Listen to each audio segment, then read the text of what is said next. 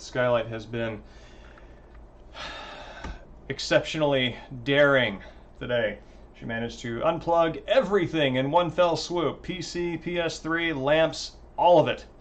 So, that is a quality cat that knows she knows her trade. So, while people are trickling in, again, open with the state of books. Finished the Bradbury Chronicles, the biography of Ray Bradbury, which I think is, the first half is really lovely. Like, you get to watch Ray Bradbury sort of find his resources and his grounding and his creative nectars, and then start to fly with that, with the energy that imparts. And you get to see his early career, his bombast, his audacity, and it's all very inspiring and charming. And then about midway through, the closer the biography gets to the present moment, the less specific and anecdotal it becomes, and much more about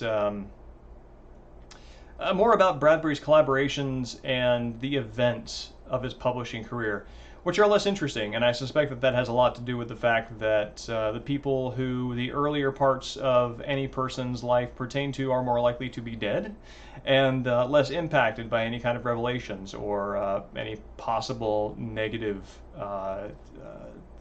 information.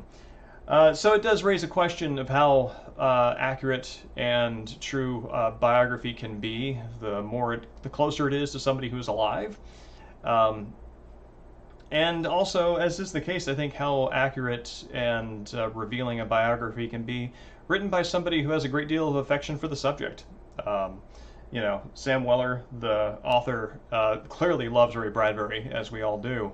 And I think that makes it harder to penetrate the darker aspects of his character. So, I mean, for instance, it takes until like the last quarter of the book to really learn that Ray Bradbury had a temper, which you think that's going to color a lot of his, interactions. And that's the sort of thing that, again, the more overt affection there is for the subject, the harder it gets, to be honest.